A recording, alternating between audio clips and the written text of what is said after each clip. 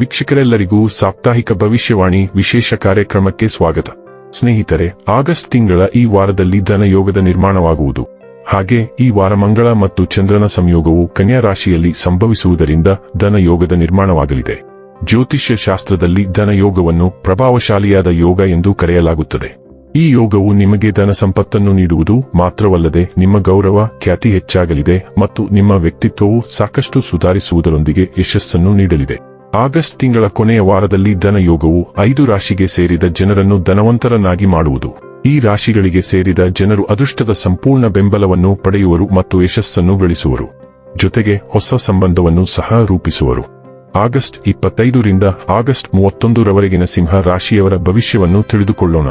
ಈ ವಾರ ಸಿಂಹ ರಾಶಿಯವರ ಫಲಾಫಲಗಳೇನು, ಗ್ರಹಗತಿಗಳು ಹೇಗಿರಲಿವೆ, ಕೌಟುಂಬಿಕ, ಸಾಮಾಜಿಕ ಜೀವನ ಹಾಗೂ ವ್ಯಾಪಾರ ವಹಿವಾಟು ಹೇಗೆ ನಡೆಯಲಿದೆ, ಅಲ್ಲದೆ ಯಾವೆಲ್ಲ ಸಮಸ್ಯೆಗಳು ನಿಮ್ಮನ್ನು ಈ ಸಾಪ್ತಾಹಿಕದಲ್ಲಿ ಕಾಡಲಿವೆ, ಅವುಗಳಿಗೆ ಪರಿಹಾರಗಳೇನು ಎಂಬುದನ್ನು ತಿಳಿಯಲು ಈ ವಿಡಿಯೋವನ್ನು ಸಂಪೂರ್ಣವಾಗಿ ವೀಕ್ಷಿಸಿ. ನೀವಿನ್ನೂ ನಮ್ಮ ಚಾನೆಲ್ ಸಬ್ಸ್ಕ್ರೈಬ್ ಮಾಡದೇ ಇದ್ದರೆ ಕೂಡಲೇ ನಮ್ಮ ಚಾನೆಲ್ ಸಬ್ಸ್ಕ್ರೈಬ್ ಮಾಡಿ. ಹೆಚ್ಚಿನ ವಿಡಿಯೋ ಅಪ್ಡೇಟ್ಗಾಗಿ ಪಕ್ಕದ ಬೆಲ್ ಐಕಾನ್ ಬಟನ್ ಕ್ಲಿಕ್ ಮಾಡಿ. ವಂಶ ಪಾರಂಪರ್ಯ ಜ್ಯೋತಿಷ್ಯರು ನಂಬರ್ 1 ವಶೀಕರಣ ಸ್ಪೆಷಲಿಸ್ಟ್. ವಿದ್ಯೆ, ಉದ್ಯೋಗ, ಮದುವೆ, ಹಣಕಾಸಿನ ಸಮಸ್ಯೆ, ವ್ಯಾಪಾರ, ಆರೋಗ್ಯ ಸಮಸ್ಯೆಗಳಿಗೆ ಫೋನಿನ ಮೂಲಕ ಪರಿಹಾರ. ಇಂದೇ ಕರೆ ಮಾಡಿ. ಸ್ನೇಹಿತರೆ, ಚಂದ್ರ ರಾಶಿಗೆ ಸಂಬಂಧಿಸಿದಂತೆ ಗುರು 11ನೇ ಮನೆಯಲ್ಲಿರುವುದರಿಂದ ಈ ವಾರ ನಿಮ್ಮ ಆರೋಗ್ಯ ಜೀವನವು ಸಾಕಷ್ಟು ಉತ್ತಮವಾಗಿರುತ್ತದೆ ಎಂದು ನಿರೀಕ್ಷಿಸಲಾಗಿದೆ. ಈ ಸಮಯದಲ್ಲಿ ನೀವು ನಿಮಗೆ ಅನಗತ್ಯ ಚಿಂತೆಗಳನ್ನು ನೀಡುವ ಜನರೊಂದಿಗೆ ಬೆರೆಯಲು ಇಷ್ಟಪಡುವುದಿಲ್ಲ. ಈ ಕಾರಣದಿಂದಾಗಿ ನಿಮ್ಮ ಮಾನಸಿಕ ಆರೋಗ್ಯವು ಸಹ ತುಂಬಾ ಉತ್ತಮವಾಗಿರುತ್ತದೆ. ಈ ರಾಶಿಚಕ್ರದ ಸ್ಥಳೀಯರು ಇಂದು ಜೀವಂತ ಸ್ವಭಾವವನ್ನು ಹೊಂದಿರುತ್ತಾರೆ. ಆದರೆ ಈ ವಾರ ನೀವು ಕೆಲವೊಂದು ದಿನವನ್ನು ಮಾತ್ರ ಗಮನದಲ್ಲಿಟ್ಟು ನಿರ್ಧಾರ ತೆಗೆದುಕೊಳ್ಳುವ ನಿಮ್ಮ ಅಭ್ಯಾಸವನ್ನು ನಿಯಂತ್ರಿಸಬೇಕು. ಅಂತಹ ಸಂದರ್ಭದಲ್ಲಿ ನಿಮ್ಮ ಮನರಂಜನೆಗಾಗಿ ಅಗತ್ಯಕ್ಕಿಂತ ಹೆಚ್ಚು ಸಮಯ ಮತ್ತು ಹಣವನ್ನು ಖರ್ಚು ಮಾಡುವುದನ್ನು ತಪ್ಪಿಸುವುದು ನಿಮಗೆ ಉತ್ತಮ. ಇಲ್ಲದಿದ್ದರೆ ಭವಿಷ್ಯದಲ್ಲಿ ಆರ್ಥಿಕ ಬಿಕ್ಕಟ್ಟುಗಳನ್ನು ಎದುರಿಸಬೇಕಾಗಬಹುದು. ನಿಮ್ಮ ಕುಟುಂಬ ಅಥವಾ ಸ್ನೇಹಿತರೊಂದಿಗೆ ಪಿಕ್ನಿಕ್ ಮಾಡಲು ಈ ವಾರ ಸೂಕ್ತವಾಗಿದೆ. ಇದು ನಿಮ್ಮ ಮನಸ್ಸನ್ನು ಸರಾಗಗೊಳಿಸುವುದಲ್ಲದೆ ಅವರೊಂದಿಗೆ ನಿಮ್ಮ ಸಂಬಂಧವನ್ನು ಇನ್ನಷ್ಟು ಸುಧಾರಿಸಲು ಸಹ ಇದು ನಿಮಗೆ ಸಹಾಯ ಮಾಡುತ್ತದೆ.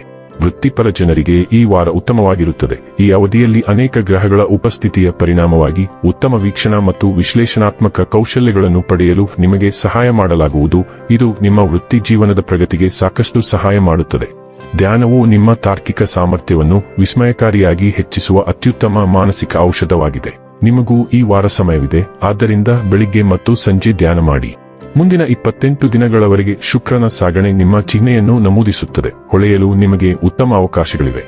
ಬುಧ ಶುಕ್ರನ ಉತ್ತಮ ಸ್ನೇಹಿತ ಕೂಡ ಇದ್ದಾನೆ, ಆದ್ದರಿಂದ ನೀವು ಹೆಚ್ಚು ಆತ್ಮವಿಶ್ವಾಸ ಮತ್ತು ಆಕರ್ಷಕವಾಗಿರುತ್ತೀರಿ ಮತ್ತು ಜನರು ನಿಮ್ಮ ಉಪಸ್ಥಿತಿಯನ್ನು ಸುಲಭವಾಗಿ ಗಮನಿಸುತ್ತಾರೆ.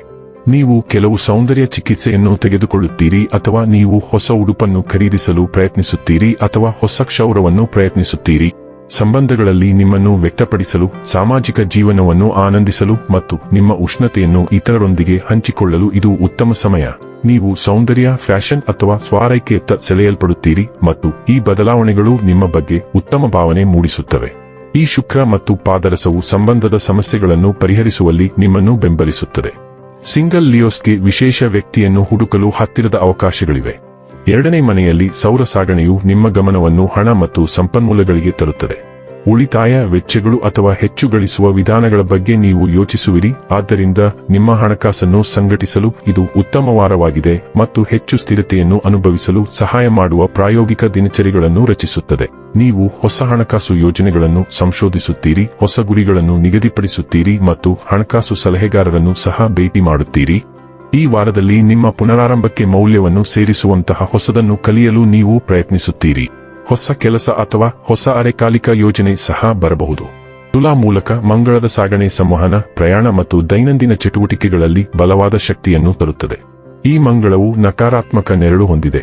ಅದು ನಿಮಗೆ ನರ ಮತ್ತು ಹೈಪರ್ ಸಕ್ರಿಯವಾಗುವಂತೆ ಮಾಡುತ್ತದೆ. ಆದ್ದರಿಂದ ನಿಮ್ಮ ಶಕ್ತಿಯನ್ನು ನೀವು ನಿಯಂತ್ರಿಸಬೇಕು.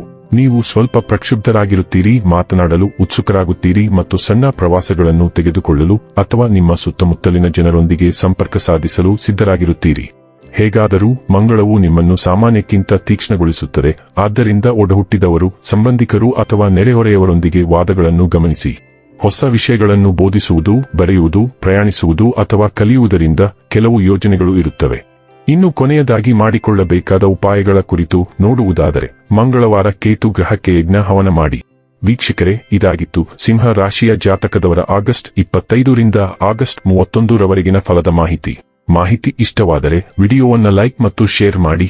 ಹಾಗೆ ಚಾನೆಲ್ ಸಬ್ಸ್ಕ್ರೈಬ್ ಮಾಡುವುದರ ಜೊತೆಗೆ ನಿರಂತರ ವಿಡಿಯೋ ಅಪ್ಡೇಟ್ಸ್ಗಳಿಗಾಗಿ ಪಕ್ಕದ ಬೆಲ್ ಐಕಾನ್ ಕ್ಲಿಕ್ ಮಾಡಿ.